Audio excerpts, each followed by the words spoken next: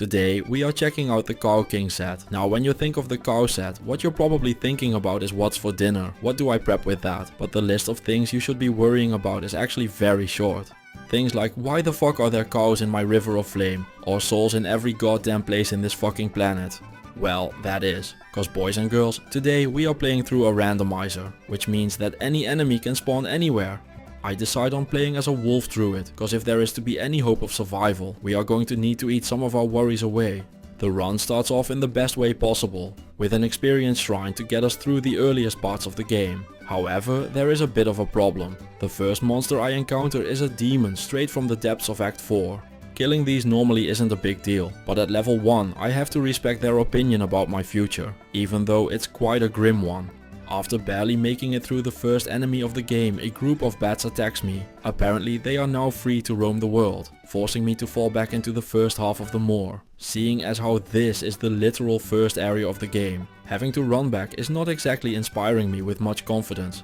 The coal plains didn't go quite as smooth as hoped either. Doom Knights in the Chaos Sanctuary are pretty terrifying. Those are pretty balanced though. In the cold plains they are a bit much. So I went ahead and said hello to the Deeds of Valor screen. So that's the end of the video. Thank you all for watching. Oh, a bit short? Okay, I'll go again. A new druid for a new day. The second attempt starts off nice and smooth as well, with some lovely dolls in the Bloodmoor, guaranteeing a bang of a start to the run. Cause the first attempt went so poorly, I decided to start out by putting points into Poison Creeper. Mr. Creeper even allowed me to make it through the slightly chilled plains, to venture on into the underground passage.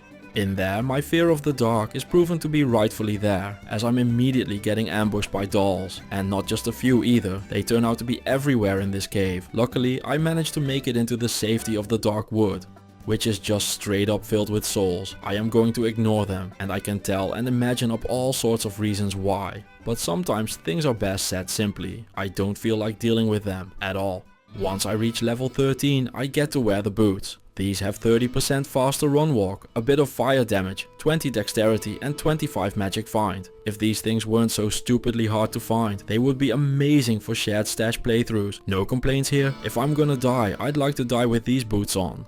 The tower is the first inkling of where the cows that have escaped the Moo Moo farm have gone, cause a herd of them is trying to block my way to the Countess, who I'm mainly killing for the experience. After all, the Cow King set has an armor. With my early game taken care of and the creeper already starting to fall off, it's time to go and clear the Den of Evil, because if you complete that quest, you get to reset your build if you want to. And while I would love to show off Andariel the toxicity of her city, I want to be a werewolf even more. For the new build I am going the obvious, stats for gear and the rest into vitality. Skill wise it's a werewolf build, meaning I put a bunch of points into all the werewolf stuff. I can explain, but it's all pretty obvious. If it says the word werewolf on it, I am getting into it. For starting out, I'm just going to use this random rare great axe I found along the way. The knockback isn't great, but it can't be helped. The barracks are the next end cow hunter with the halberded up heifers, and after turning night shifter into night shitter things move along towards the jail level 1, which instead of having the cool level up area filled to the brim with experience, now has souls. Cause why wouldn't it? Not even out of Act 1 and we've encountered souls 3 times already. Shivers are running down my spine at the thought of what hell is going to look like already. Not gonna lie, after seeing them in the jail level 2 as well, I'm kind of already getting sick of them. Act 1 normal suddenly just decided to be the hardest act in the game. Now, finally, I am out of the jail. Surely I am done with the souls now. Well, don't call me Shirley, because the catacombs level 2 are filled to the brim with them as well. It's almost like I've turned them on for every area or something. Fighting Andariel was laughably easy compared to making it through that nightmare of an act, so a few quick pimp slaps to the bare naked lady later, we are off to the desert. In the desert we find ourselves in the halls of the dead level 3 for the cube, the first of the 3 quest items that we need to find. On our way to the next one, Dark Elder drops us a pair of rare heavy gloves. These turn out to have some attack rating, cold resist and magic find, and seeing as how I was wearing no gloves at all, these will do for now. I'll go more into the collection of the other 2 in Nightmare and Hell, if I make it there. And no peeking at the length of the video. I can write a 20-minute act or do an entire character in 1 minute. I've done both before, video length means nothing to me. Even in outer space the cows will haunt you. But I managed to make my way past the summoner and into the Duriel fight. That fight, while normally very hard, was pretty easy. The advantages of getting some gear to start off with. In Act 3, the shopping list continues, so I pick up the jade figurine and grab an eyeful in the spider cavern. Next up I find a ring in the jungle. This turns out to be a 22% cold resist ring, a very welcome addition to the gear cause the Cow King set is very lacking in resistances, as in it has 0 of it. But that is a problem for future me, a big one. But we don't mention that. I don't know why, but it makes me strangely proud that I picked up the brain in 3 frames. Finally, those 22,000 hours of gaming paying off in dividends. The ring I got from the git bin wasn't very good, but I know that people want to see it, so here you go. But yeah, not using that one. In the sewers I wave at the nice little chest that tells you that you are going the wrong way before finding my way to the council and slapping hello to them for the flail. Luckily, thanks to the randomizer, the Durance of Hate will now be much easier. After all, what could be more dangerous than dolls? Well, I don't know if they are actually more dangerous, but Deathlords sure do have a reasonable claim to the title. And they are pissed off, cause I've been killing all their cow friends. Mephisto was there as well, and after defeating him there was a great chest ahead. The plated belt that dropped from it turned out to have cold and lightning resist, making me very happy. So anyway, Act 4. To start things off I realized I needed some fire resist, so I put a Ral rune in a cap. I'm very happy that this time I won't have souls in the Plains of Despair thanks to everything being all jumbled. But no worries, the game has us covered, so we start off strong with souls in the outer steps instead.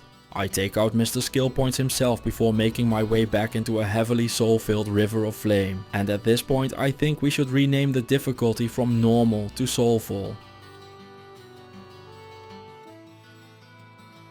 The combination of flayers and our trusty lightning based friends is meaner than you would think. Because of how filled the paths are, I can't reach it and have to face tank through the lightning. Infector of Souls makes me his stepsister and I end up having to town portal back and walk it from the waypoint again to get a better fighting position. There are some tight moments in the Diablo fight.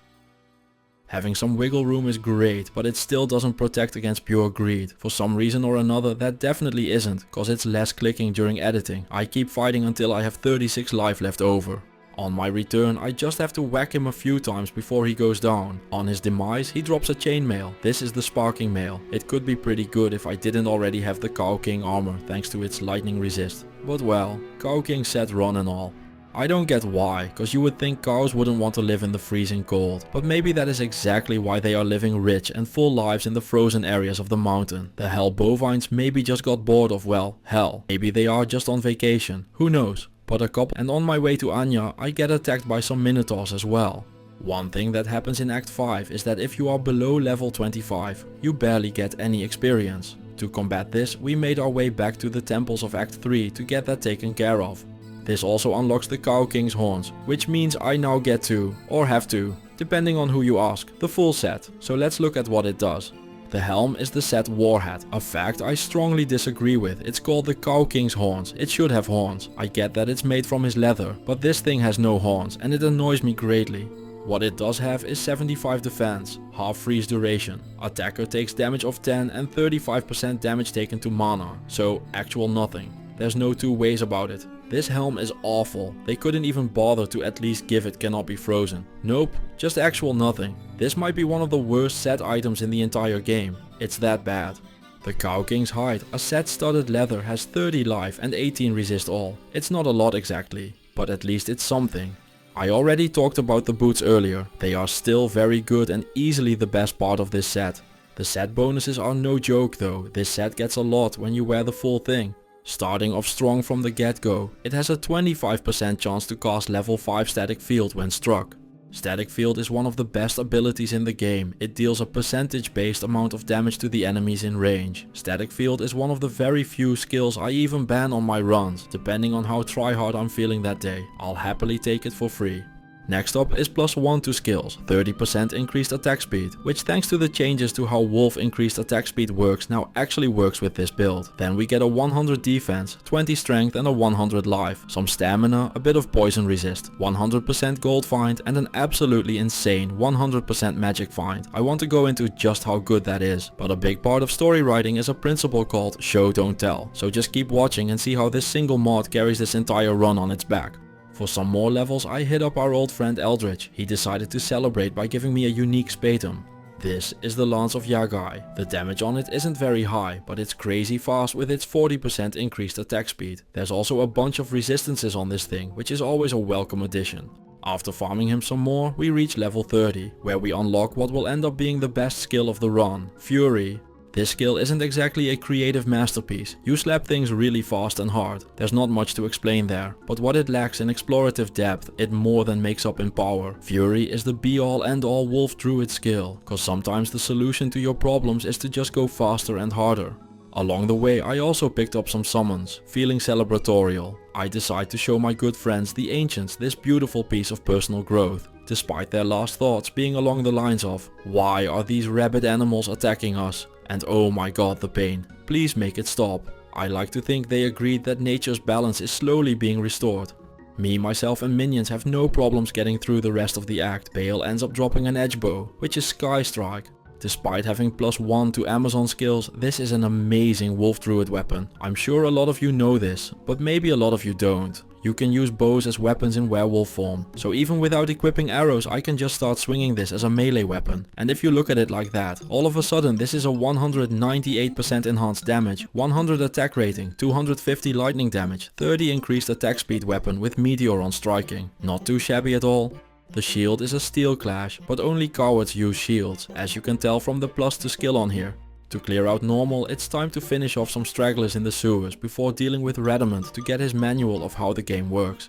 I skipped a lot, so the next thing is to go and grab the Hellforge rewards. There is a quest as well, or some plot or something I believe, but let's be real, Biggie Small said it best, just give me the loot. Final thing is to kill Shank the Overseer for the socket quest. I put the socket into the helm, cause it doesn't really matter if you go helm or armor first, and I don't know what my endgame weapon will be, but it's not like I'll need 3 sockets quests for that or anything. Because this is a Cow King set run, we figured it would be fun to do the cow level as well. It doesn't look nearly as intimidating without the hordes of cows though. A few stragglers here and there, but mostly empty. In here we find a Cow King, but it turns out that this was not the real Cow King, cause he is in another Moo Moo farm. With everything in Soulful done, I'm happy to head into Nightmare filled with fresh hopes of nothing awful happening. That hope ends up being immediately crushed, with a pack of Conviction Lightning Enchanted Minotaurs right at the start in the Blood Moor. And if that wasn't bad enough for my resistances yet, they also get some lower resist support thanks to a couple of Doom Knights. A nice -1,000,000 resist all, thanks, I hate it. To vent some of my fury I dove into the Den of Evil, which was mostly normal. The Yetis look weird shaved, but I get told the same thing, so I can't judge.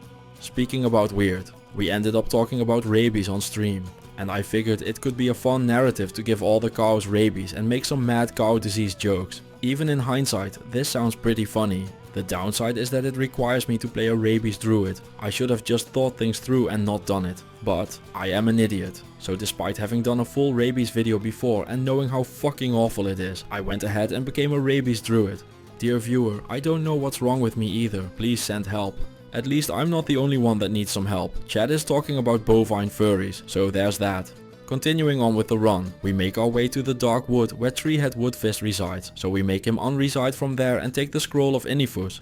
Great news, Nightmare has been free from souls so far. But that is about to end. The Black Marsh has them in spades to teach me all about the ways of just how awful souls on a small bridge are.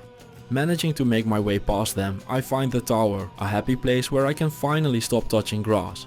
Inside, it is time to put my theory to the test and see just how funny it is to give cows rabies. Surprise, surprise, it's awful. Who could have guessed doing a very bad build on a hard as balls randomizer would be a bad idea? Surely no one. This is uncharted territory for sure. So yeah, I have completely gimped my own build in the quest for memes. Gotta break a wolf to make some puns I suppose. At least they drop our next weapon, the unique giant axe. Humongous. This continues on with the theme of nothing creative, just hitting really hard that we have going. Damage is all you'll find on here, but having just promoted myself to a lifetime of suffering, it's very welcome. In Tristram, a gothic blade drops to the floor. This is Rattlecage, I personally can't use it, cause thems be the breaks, but Azrael will be very happy to crush some blow with this. That 100% magic find on the set bonuses is just keeping up the good work. During the next tower run, I end up finding a unique heavy belt, which is the gold wrap. That has 30 more magic find, so let's take it over the 40 resist belt we were wearing. Greed is good. The rest of the tower run doesn't add anything too special, but remember a time long and far ago in a video far away when I talked about how the magic find of the Cow King set was going to carry us on its back and that I would show instead of tell. In the Black Marsh, a couple of champion brutes turn out to have a unique quarterstaff, the Rib Cracker. Ribcracker comes in swinging with a level requirement of 31 while sporting some real big boy numbers of damage, but that's not what makes it so good. Everyone can be big, it's all dependent on how you use it, but the Cracker knows its way around combat with 50% increased attack speed, 50% faster hit recovery, 221% enhanced damage, 30 to 65 added flat damage, meaning that it gets added to the base of the weapon before the enhanced damage. It also sports a solid 50% crushing blow some decks and 50% damage to the undead. This brings me to a conundrum though, because while a lot of melee weapons got really bad with new patches happening, Ribcracker never got that memo. This thing fucking slaps. For those not in the know, this is the best in slot weapon for a werewolf druid. Want to crush the game with a druid? This is the weapon you're using. Want to make the Ubers look bad? This is the weapon you're using. Don't like what you see when you unzip? Just look at Ribcracker instead, cause it will make you feel like a real man. Or for the very select small group of women on the channel, don't like what he's bringing to the bedroom? Just pretend it's Ribcracker instead. What I am trying to say here is, this thing is pretty good. Back to my problem, the quarterstaff here is actually so good that this will no longer be a challenge run. I'm used to beating the game with a ham sandwich and a bunch of bad decisions. What do you think is going to happen when I use the best weapon in the game? I asked chat what to do, cause I personally wanted to just Charsey it to keep the run at a reasonable difficulty level. I could play on with it if that's what they wanted me to do. The first response I got was that it wouldn't matter, cause I would die with this thing on straight away. Thanks for the support guys, all kidding aside. Truly, thanks for all the support. I could have never dreamed of where I'm at now just a few years ago. This channel has been life changing and I've never been happier. Anyway, after some deliberation and talking about it, chat decided that I should keep the Ribcracker. With my new weapon of mass destruction, I decide there is no reason to moo farm anymore. So instead I take down the smith, deal with Pitspawn Valdog, who ends up dropping me some blood fists. The life on these gets amplified by the lycanthropy skill, turning their 40 life into 96. Seems pretty good for a pair of gloves to me. The Andariel fight has now become laughably easy, and if all of this wasn't enough, she drops a unique Fusina, which is the Kelpie Snare, one of the best mercenary weapons in the game thanks to its 75% slow. This weapon makes bosses just not function, making every boss fight from here on out a free win. They aren't kidding when they talk about the rich getting richer. The game tries its best to stop me by putting Minotaurs on the top of the stairs in the dry hills, but Ribcracker just doesn't care. Either be with me or be dead. At the end of the act I completely clown on Duriel. The once big baddie of Act 2 has now been reassigned as a glorified doorstop, and this is while I'm still a rabies druid. Not that it matters anymore. The ribs are cracked long before the rabies gets to do its sad thing. It has become the third wheel on its own build. Truly a special honor for special skills. In Act 3 we pick up the Git bin and get a ring with 107 attack rating, 4 life leech, some life and some mana on it. This thing's pretty good, but my big problem are my resists, so I'm not adding more gear slots that don't have them. It's not like I have to be worried about damage after all. Oh no, there are poison immunes in the Flayer dungeon. Whatever will I do? The best thing that can happen in Act 3 is when you get a good sewers map, cause I hate this zone and I'm always happy to be gone from it as quickly as possible. So when I enter the area and see the level 2 tile straight away, that puts a pep in my step. In the meanwhile, chat is helping me brainstorm about the crossbow necro that I did before this run. If you're ever wondering how these runs get started, well, there you go. The council is the exception to the rule, where everything just goes and evaporates in front of me. They at least try to put up a fight, and that is a big try, cause they fail at it. But hey, just like there is no I in brain damage, there is no F in effort. In the Durance level 3 I complete the 3-piece of Saigon's combo. They give Magic Find and Life Leech and I would take them over the Cow King set in a heartbeat, but well, you know. Man, I sure do wonder if I can beat Mephisto Nightmare with the best weapon in the game for my build. Golly, this fight was close. It was very exciting to see if he was going to turn into dust or paste at the realization of just how hard we decided to annihilate him. Checking the status screen in Act 4 reveals to me that while I am doing well, I will need to work on my resists for hell. To do so, I decide to try some crafting. I have the materials to make an amulet and a ring. These are about as good as you expect your average Diablo 2 craft to be. Isual drops a unique tigulated mail, which is the Crow Claw, one of the very few armors with open wounds and increased attack speed on it, meaning it would be a big upgrade if I was allowed to wear it. Oh man, do you know what's been a while and what I've totally not missed in the slightest? Souls! But here they are again, in the flaming orange brightness of the River of Flame. It's as if they could smell that this is the brightest area in the game by a country mile and thought to themselves, if we can't beat him in the game, let's just ruin his eyes. That way he can't play anymore. Well, joke's on them. Despite people telling me I'll ruin my vision since I was 2 years old playing Game Boy and getting smoldering fireworks in my right eye a small decade ago. Not a joke, by the way. That was a really shitty way to start a new year. Can't recommend it at all. Anyway, my eyes still work fine, so a couple of flashes on a bright orange river won't do it either. He fast on my man. You remember my Sazabi Hasaris Paladin run? No? Well, I do. The Hellforge gets us a Hell rune. I didn't need one of those. After doing unspeakable things to Lord Desays involving a wolf and raven, his sonata ends in a very Arctica manner.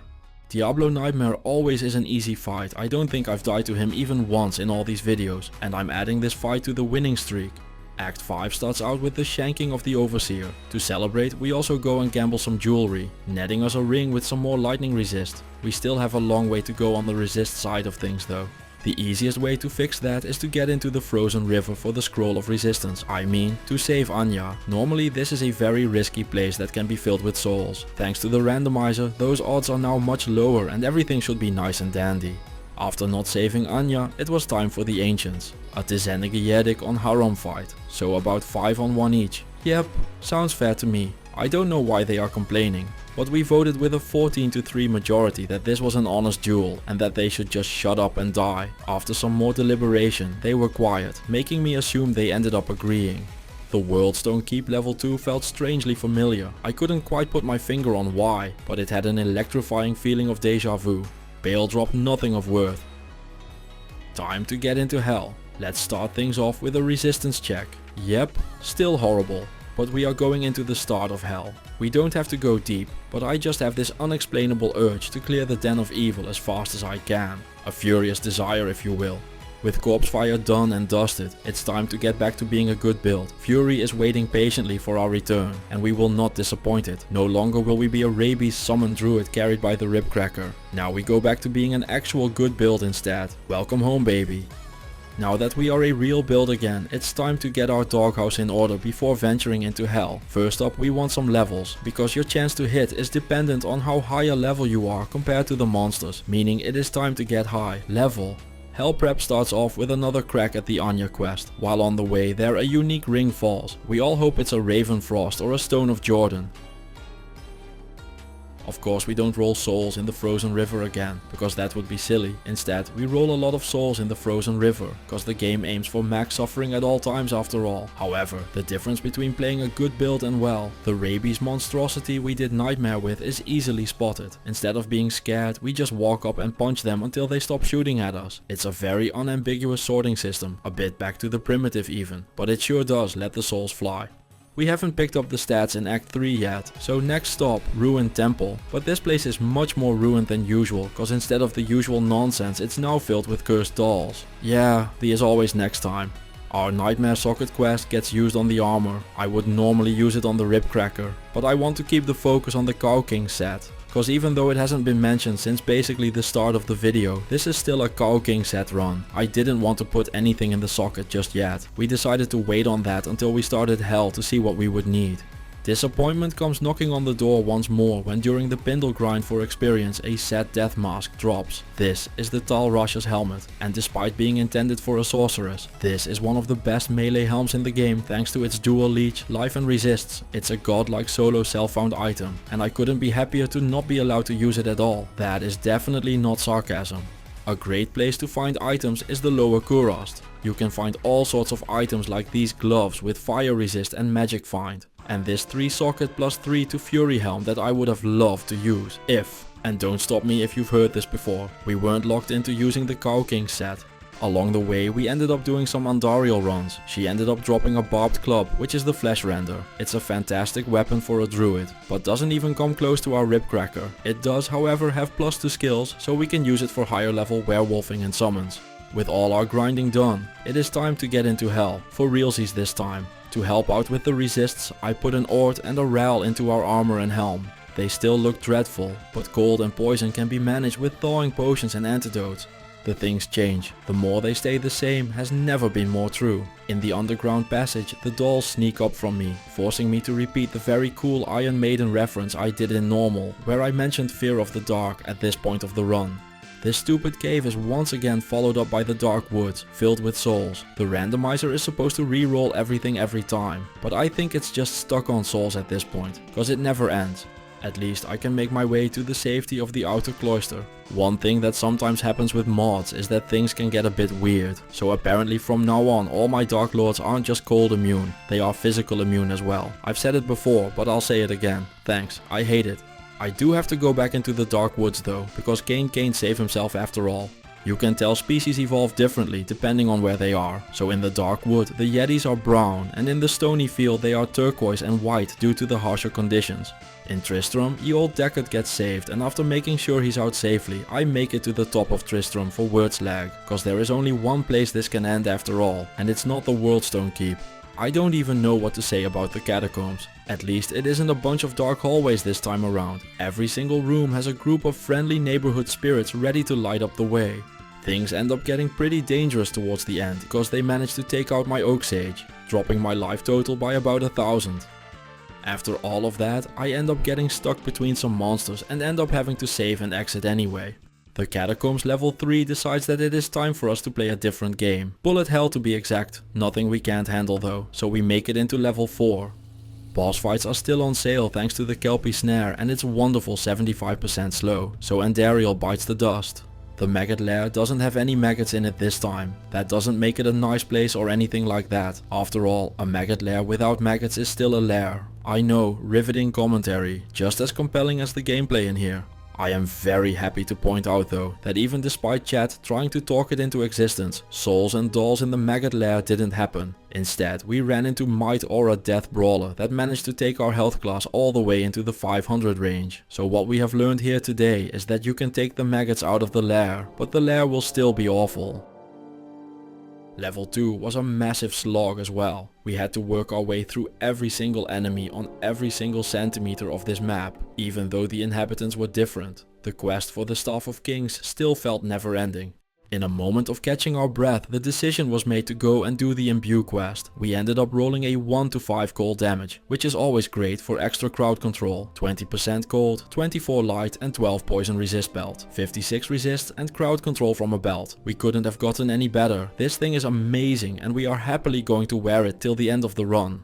The Claw Viper Temple spelled doom until we hammered away at it, cause at the end lies the amulet of the quest itemliness. Man, I can't imagine what the rando was thinking when it looked at the Claw Viper Temple level 2 and thought to itself, you know what this needs? Deathlords. Yes, Deathlords sound good. Fortunately, they might be gods, but we have a bear, so let's let him take care of business while we grab the amulet. We get another try at a Ravenfrost in the Arcane Sanctuary when a skeletal mage drops a unique ring. Someone should give regular schmuck a call though, cause it's yet another Menald. The rest of the Arcane Sanctuary is a very weird movie though, cause even the trees are walking at you, and I've definitely seen the movie with the 5 big guys behind the summoner that is about to unfold here. Let's just go ahead and prevent that nightmare of an image real quick. I don't want 5 trees, 1 summoner in my Rule 34 folder, and while I won't kink shame as long as no one is getting hurt, neither should you. Also, Spike Fists are an enemy that was cut from the game. The randomizer rolled them back in. They are just the same as the Act 3 trees though, so I can see why they were cut. Not like this game would ever repeat enemies after all. The Duriel fight was really close. At one point he even managed to almost get my health below 2.8k. Frightening times for sure. He drops unique greater talents, which are Bartok's Cutthroat. These are amazing assassin weapons, but we are a druid, so not intended for us. Also, even on a lot of assassin builds the Ribcracker is a better weapon. Just to reiterate how insane Ribcracker actually is. I was so happy to never get Unravelers in Act 2, so my day and immersion were ruined when I encountered them in the Act 3 forest. These guys revive and heal things much too fast to be a fun enemy. If I could make one change to the game, I would probably just delete this entire enemy type. In the Spider Cavern Sark, the Burning drops rare Vampire Bone Gloves, and while I would have loved them to be uniques, cause it's like I'm not finding any good items at all this run, it does turn out that these rare ones are quite acceptable as well. They have 3 Life Leech, 19 Cold, 7 Lightning and 7 Fire Resist with 22% Magic Find. In the Flayer jungle, the Git bin gets picked up. The reward turns out to be very solid this time. 30 fire and 10 light resist with some mana leech. Thank you Ormus, that will do nicely. Our resistances finally catch up with us when we encounter Stormtree at the end of the Flayer jungle. This monster turns out to be lightning, fire and cold enchanted, making my 3300 life plummet into the low hundreds in a matter of seconds, making it a great example for the Remember Kids. A resist a day keeps the coroner away campaign. Luckily, he decides to help out by dropping set bramble mitts. These are the Laying of Hands, another best in slot item for the druid. 50% fire resist, 20 increased attack speed and an absolutely insane 350% racism to demons. I thought we all hated cows this run, but apparently the demons aren't safe either. In Travancore we make quick work of the council to nab the flail yet again, while I think of a wonderful world in which there are no dolls in the Durance. Today we are not on that world though, once I enter the Durance level 2. The very first thing that comes at me from the dark is a champion pack of dolls. Just as in a regular run, Wahid and the bear can take care of business with them, while I, like a true leader, watch from a distance to make sure the overall fight is going well. Things get even worse when the rest of the Durance is turned into another game of bullet hell, thanks to all the skeletal archers filling up the area everywhere I go. Please Randomizer, can we go back to a normal Durance next time? This was even worse than usual. During the Mephisto fight a couple things are going on. First off, there is a Doom Knight walking around, which means that there will be Oblivion Knights around as well back there. Those cast lower resist. Fighting Mr. Mephi with lower resist being cast on me does not sound like a fun plan at all, so he needs to and disappear post haste. The next thing that is going on is that he drops set battle boots. These are the Alder's advanced boots. They roll from 40 to 50% fire resist and will always have 40 faster run walk and 50 life. Despite their very high strength requirement, these are some of my favorite boots in the game. So while I was very happy seeing them at first, that quickly spiraled around into sadness when I realized I would not be wearing them. A very disappointing trend continues in the outer steppes, where I am immediately awaited by souls once more. At this point I said the word souls so many times that it's starting to lose its meaning. Please game, just stop. Things get pretty tight in the City of the Damned. I'm running through them, cause I can't be bothered to actually play them, and just want to make it to the waypoint. During my attempt to run through, there is just so much all around me though. Yetis are everywhere. Everything is being fanatic all over the place. A lot of map is spawning everywhere, blocking me from just walking through and ignoring the game like I want to. I hope that with the update that is rumored to supposed to happen, we get a skip campaign button. Just to make it very clear, that is a joke. The River of Flame grants me a nice segue way back into what the run was actually even about. The whole thing I came up with at the start about how the cows had escaped the farm and were now roaming the earth. Obviously a major plot point in this story and not forgotten about at all, and just reignited by sheer dumb luck. While Hephasto didn't remember the Sazabi Hasaris Paladin run, he sure did remember the Fury Wolf beating the crap out of him. This time in round 2, he almost manages to deeds me from over 3200 health. Seriously, if there is one thing to learn from my videos, it is to be wary of the Hellforge Guardian, cause he hits like a truck. Even though I am fighting for my survival and trying to make it through the final parts of the river and even the game, chat has taken a much less dramatic turn, being filled to the brim with terrible jokes that I wish I had come up with so I could use them in a video. At this point of the run, despite having the best weapon I could ever ask for, the quality of the rest of my gear is starting to catch up to me. So while you can see me struggling to survive on the screen, is a great time to talk about the power level of the Cow King set and how the run went before we get to the end and wrap things up. The Cow King set is great for the early game, if you have it for Act 5 normal and a good chunk of Nightmare. You can have a wonderful time with it. However, that is if you have all the pieces together, cause on their own only the boots are good. And don't get me wrong, the boots are very, very good. The armor is okay I suppose, but the helm just wrecks it. It just does nothing useful. I could have worn a cap with no mods and it almost wouldn't have made a difference. I wish it would give Cannot Be Frozen instead of half freeze duration. And why not put a bunch of the full set bonuses on the helm? So final conclusion, and I know I'm not hitting new strides here or anything, but use it in normal in Nightmare if you have it. Don't bother with it in Hell. Also Blizzard developers, if you are watching and listening, for the love of all that is holy, please make this set drop outside of the cow level. It is so stupidly hard to find this set for no reason at all. I hadn't mentioned it yet, but this set only drops in the cow level, and while it is very flavorful, and I get why it is that way, please don't make it be that way, or at least make it drop way more in the cow level, cause not only does it drop only there, it's also still very hard to find. I spent 5 hours with a level 92 Novasork in Nightmare Cows trying to look for it, only to get fed up and hero edit it in.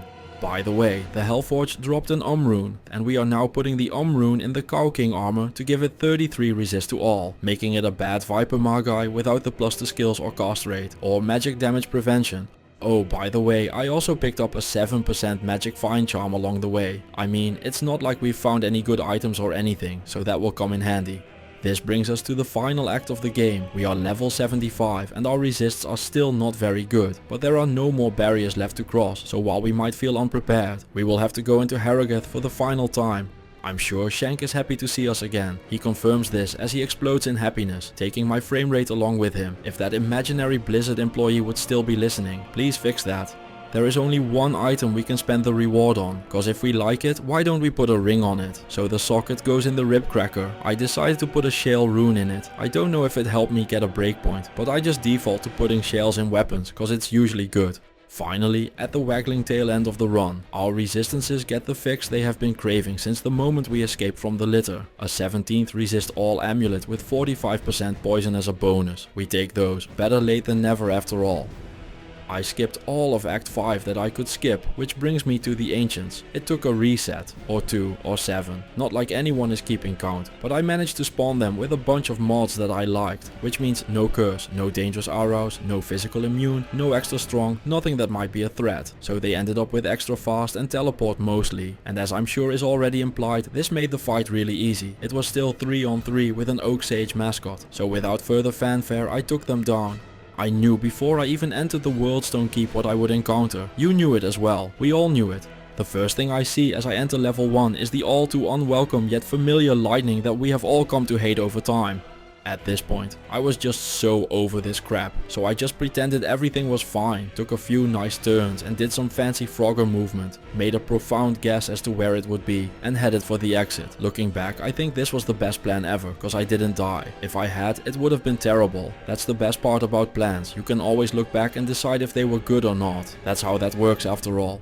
Surely, now we are done with the souls. So I enter level 2 and, for fuck's sake, they are here again as well. And the fun doesn't stop there. They are joined by Doom and Oblivion Knights, which means that I am now getting lower resisted as well. Seriously, I am just having the time of my life here. I've never felt this way before, and I hope to never again as well. My super sweet map reading skills triggered, and I was sure that where I needed to be was anywhere but there. So I passed the corner and sparks start flying straight away. After making it through all of that nonsense, the bale waves are the same as usual, so nothing too special happens there. And well, at this point I think most people have seen what a Kelpie snare does to Bale. If you haven't, here you go. He just breaks. His casting animation becomes so long due to the slow on the snare that he is unable to complete his attacks, nullifying everything he does except the occasional harmless mana burn. Seriously, a goldfish on dry land is more dangerous. With him gone, that means there is only one more problem to solve. The real Cow King must die so the cows can go home. I end up getting the most ridiculous red portal spawn ever. I almost spawn inside the Cow King. I wanted to get close, but this is a bit much game. On the first attempt he turned out to be physically immune, which means we can't kill him. Second game I go through the stony field for the leg again. I do this with a hearty sigh. You can all guess why. Second time through the portal manages to be even worse than the first time. He is physical immune again. This time it is joined with Holy Freeze.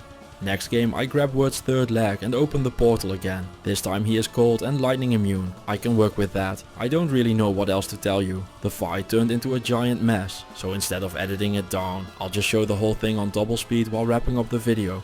So this was the Cow King set run. I highly recommend not ever doing this run, cause the only thing that carried us was the magic find and the rib cracker. But in the end, we managed to protect the world from devastation. We united all the peoples within our nation, except the souls, cause fuck them. We denounced the evils of truth and love and extended our reach to the stars above. And with that, the Cow King wasn't prepared to fight, so he surrendered now and blasted off at the speed of light. That's the end of the video. Thank you all for watching. A special thank you to the channel members, and I will see you all in the next one.